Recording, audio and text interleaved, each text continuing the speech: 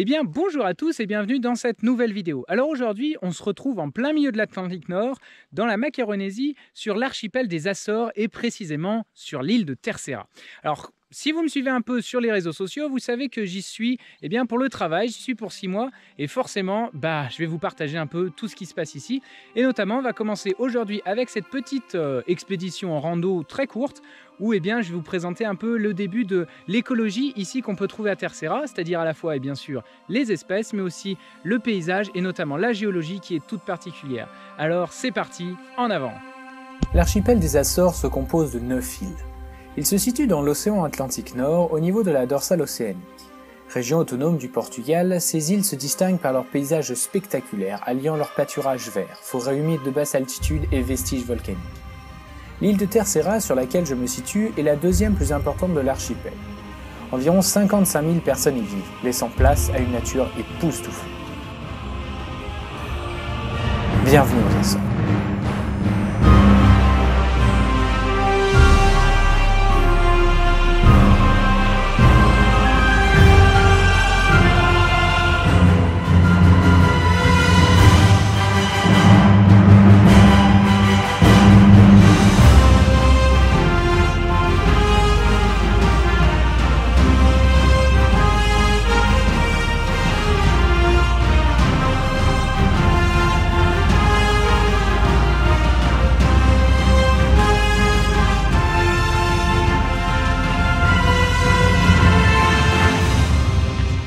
Alors la rando d'aujourd'hui va être relativement assez courte et assez simple par rapport aux autres expéditions que j'ai pu faire à l'île de la Réunion, puisqu'on va faire une petite boucle finalement de 5 km entre 550 et 650 mètres d'altitude. Donc ça va être très simple. Et puis par contre la petite difficulté, c'est qu'en ce moment on est sur la fin de l'hiver et il y a des températures de l'ordre de 5 à 10 degrés ici. Il n'y a pas de vent aujourd'hui, il y a un beau petit ciel bleu, donc franchement par contre les conditions elles sont top. Je peux vous dire qu'il fait quand même un petit peu froid. Alors je me situe ici dans une réserve botanique. Alors je vous affiche le nom juste en bas parce que je ne vais pas me risquer à le prononcer, je ne parle pas un mot portugais. Mais donc qui dit réserve botanique dit finalement espèce endémique. Et ici on a une espèce que vous pourrez sûrement reconnaître si vous habitez à La Réunion, puisqu'il s'agit d'une espèce du genre Erica. Alors à La Réunion on a Erica réunionensis et ici l'endémique c'est Erica azorica. Voilà, ça ne s'invente pas. Et donc finalement c'est à peu près la même chose, hein. C'est une espèce de bruyère mais endémique, c'est-à-dire qu'on ne retrouve qu'ici dans cette île, dans cet archipel des Açores. Alors la particularité des Açores, on va parler un peu climat maintenant, c'est bien d'être dans un climat subtropical avec une forte tendance océanique. Alors ça veut à peu près rien dire, si ce n'est que finalement on va se retrouver dans des conditions parfaites pour le développement à la fois d'espèces typiquement de zones tempérées, comme par exemple ici derrière moi toute la ronce, mais aussi d'espèces tropicales, comme ici, le longos, une espèce tropicale exotique et envahissante, va se retrouver finalement avec des conditions parfaites pour le développement de ces deux types d'espèces, à la fois de zones tempérées et de zones tropicales. Voilà, c'est les caractéristiques de la zone subtropicale.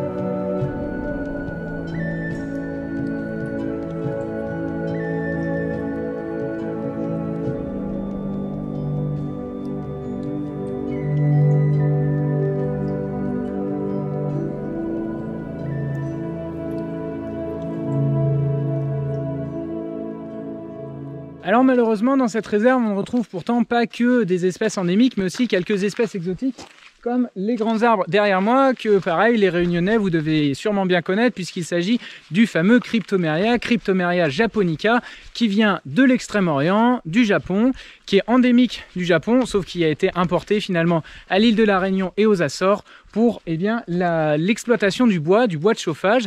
Alors elle est aussi introduite en France. Bref, c'est une espèce de conifères, voyez, qui a une grande taille et qui permet de faire un bon bois de chauffage quand même, mais qu'on retrouve malheureusement ici avec des plantations assez des fois importantes qui forment des grandes lignes qu'on peut voir dans le paysage. Alors une des particularités du Cryptomeria japonica, vous pouvez la voir ici en fait, c'est que sur le sol, sur la litière du sol, on ne retrouve que finalement des lambeaux de branches de Cryptomeria, puisque cet arbre a un bois qui est très acide, et qui dit très acide dit une difficulté pour se développer pour tout ce qui est bactéries, champignons ou micro-organismes finalement qui vont dégrader la matière organique. Et du coup la matière organique elle va rester là, elle va s'accumuler ici sans être dégradée, et ça va empêcher finalement d'autres espèces de pouvoir pousser. Finalement vous voyez, de la canopée, là c'est quasiment que du Cryptomeria, même totalement du Cryptomeria. Je vois pas grand chose d'autre. On a quelques bryophytes, les mousses, que vous pouvez voir finalement partout aussi, puisque c'est un milieu humide. Mais à part ça, voilà, le Cryptomeria très acide qui va empêcher d'autres espèces de pousser.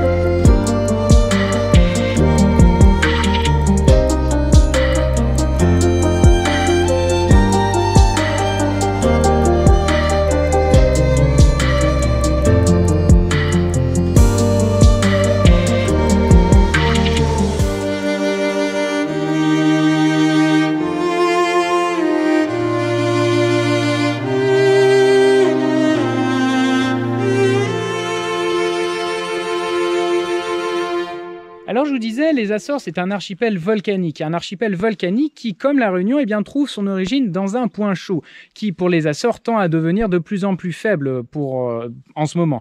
Mais donc voilà, ce sont des îles océaniques vraies, et donc on va retrouver finalement les mêmes problématiques écologiques qu'à la Réunion. C'est bien pour ça que je travaille ici, à savoir par exemple le problème des espèces envahissantes, mais aussi la richesse de l'endémicité de ces îles. Donc voilà, c'est les caractéristiques de ces milieux insulaires vrais, et bien sûr ce sont des milieux qui sont extrêmement fragiles et qu'il faut bien sûr préserver pour garantir la biodiversité qu'on a sur Terre. Alors malgré le fait que je sois venu pour travailler sur les insectes, je doute que j'en croise beaucoup finalement dans cette petite rando, puisqu'on est encore en plein hiver, et qui dit plein hiver dit température plus fraîche. Et les insectes, je vous le rappelle, ce sont des ectothermes, c'est-à-dire que leur température interne est fortement dépendante du milieu extérieur. Et là, une température élevée, c'est beaucoup d'énergie.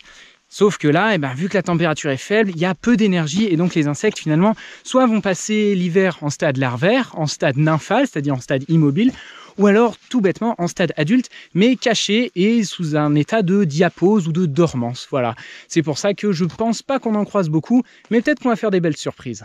Alors, avis aux amateurs de tisane, à côté de moi, c'est de la bruyère commune, donc c'est pas endémique des Açores, mais c'est de la même famille qu'une plante endémique qu'on a croisée tout à l'heure, qui est Erica azorica, qui est juste là. Voilà, c'est de la même famille botanique, sauf que celle-là est beaucoup plus commune. Alors, je me souviens plus vraiment du nom scientifique de la bruyère commune, je vous l'affiche ici à titre d'information.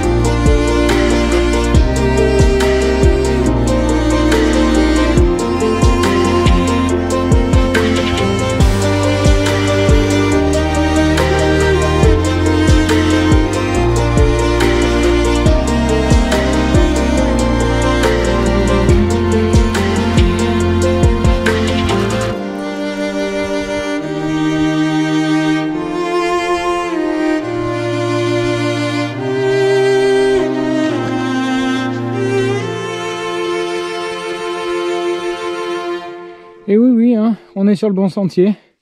C'est juste que les sentiers ici passe en plein milieu des forêts secondaires ici, de cryptoméria, des forêts exploitées. Un fait que je trouve vraiment impressionnant ici, alors que j'y suis que depuis même pas quelques jours, eh ben, c'est la diversité des paysages. Parce que vous avez vu, nous avons commencé la rando finalement dans une sorte de pâturage. Et là, on se retrouve finalement en plein milieu d'une forêt. Alors voilà, c'est un peu ce qui caractérise beaucoup cette île Terceira et les Açores en général, c'est la diversité finalement des paysages.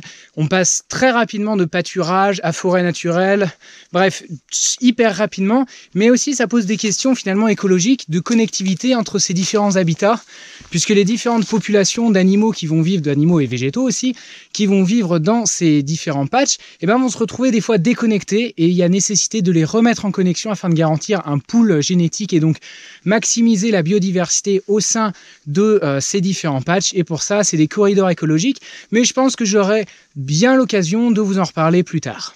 Voilà pour illustrer la diversité des paysages. Devant moi, un pâturage, alors qu'en fait, je suis dans une forêt. Et la limite, elle est très claire. Et au niveau de la bordure, c'est impressionnant. Mais comme je vous dis, ça peut poser des problèmes au niveau de la connectivité entre les différentes espèces. Alors concrètement, je suis super content d'être ici parce que ça fait voir une biodiversité qui est finalement assez différente mais assez ressemblante. Donc on se retrouve dans les connaissances, ça c'est sympa. Mais les paysages sont magnifiques, ça change aussi pas mal à ce niveau-là. Alors j'espère que vous aussi, vous appréciez ce petit partage qui est atypique et qui va finalement l'être pendant 6 mois puisque je vais être ici 6 mois.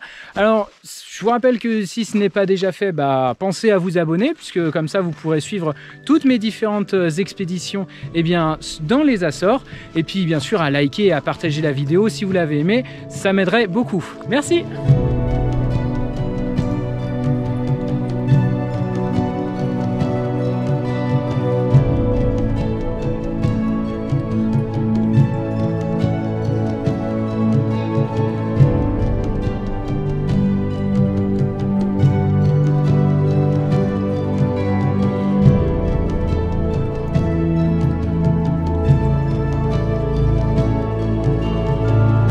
On arrive dans une zone qui est relativement assez pauvre finalement en végétation. On retrouve surtout des gros blocs puisqu'on est dans une coulée de lave de l'éruption de 1761 du Piton Gordo. Alors, vous pouvez voir du coup le sentier est assez risqué mais franchement le paysage voilà est incroyable vraiment avec d'un côté ces gros blocs. Parce que là, on peut voir finalement après au fond de la forêt naturelle avec un relief exceptionnel. Il n'y a pas beaucoup de dénivelé, mais le relief est magnifique. Alors voilà, niveau géologie, là on retrouve la pierre volcanique sombre par excellence. Alors pourquoi sombre? Parce qu'en fait, il y a eu un refroidissement extrêmement rapide, étant donné que c'est de la lave qui s'est solidifiée au contact de l'air ou de l'eau. Et donc voilà, elle est venue très sombre puisque les cristaux en fait n'ont pas eu le temps de se former. À l'intérieur, il y a quand même, à l'intérieur de cette roche, il y a quand même finalement plein de minéraux qui sont nécessaires à la formation de cristaux. Seulement, ceux-ci n'ont pas eu le temps de s'agencer, de se former, puisque ça prend extrêmement de temps finalement de former des macro-cristaux. Et c'est pour ça que là, finalement, ce n'est que du verre. C'est ce qu'on appelle du verre, voilà, qui est noir. Et assez friable celui-là, puisque l'érosion a commencé finalement à faire son travail. Alors ce qui est étrange, c'est que ce genre de sentier me rappelle beaucoup les sentiers de la Réunion, mais les sentiers qui sont hauts en altitude. Alors là, je vous ai dit, on est surtout aux alentours de 600 mètres, entre 550 et 650 mètres d'altitude. Et donc ça se voit parce qu'il y a un peu plus de végétation. Mais en tout cas, la conformation finalement des roches rappelle beaucoup les sentiers de haute altitude qu'on retrouve notamment au Piton de la Fournaise, mais aussi au Piton des Neiges.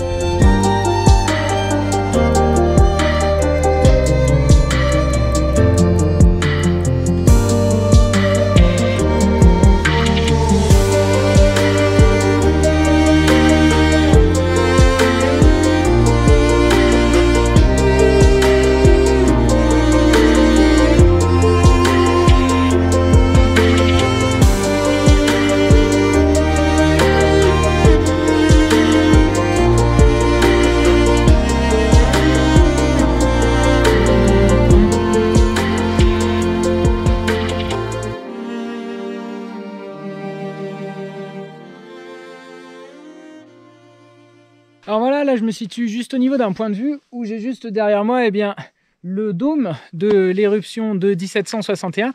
Alors pour la petite anecdote, l'éruption de 1761, je me suis un peu renseigné, elle s'est déroulée de, si je ne dis pas de bêtises, de septembre à avril, et en plus en novembre 1761, il y a un cyclone qui est passé aussi au niveau de l'archipel des Açores.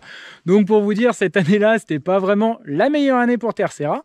Et donc voilà, on a ce magnifique dôme éruptif, et il est composé en fait d'une roche qui est la trachyte, et qui est ici, qui est noire, puisque comme je vous l'ai dit tout à l'heure, elle a refroidi très rapidement. Mais la trachyte fait partie des feldspaths alcalins, voilà pour la petite information géologique. Alors mes cours de géologie remontent il y a assez longtemps finalement, il y a 3-4 ans, donc je ne saurais pas vous en dire plus sur ce type de roche, il faudrait que je me renseigne un peu plus. Mais donc voilà, ce dôme éruptif qui est en plein milieu du paysage que je ne vous ai pas montré. Voilà, qui est le paysage, le massif du Pico Gordo, qui est le massif du centre de l'île de Terceira. Et bien voilà, j'approche la fin du sentier, la fin de la rando. Là, je vous avais dit, c'est une petite boucle finalement de 5 km. Mais du coup, je vous laisse avec ce magnifique panorama qui, pour l'instant, eh bien, résume très bien tout ce que j'ai pu voir jusqu'à maintenant.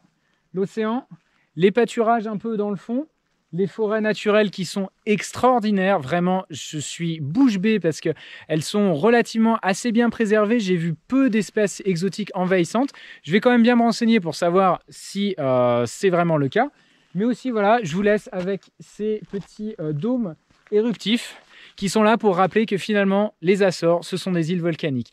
Donc voilà, n'hésitez pas, eh bien, si la vidéo vous a plu, à laisser un like, à partager, et puis d'ici la prochaine vidéo, moi je vous dis partez à l'aventure.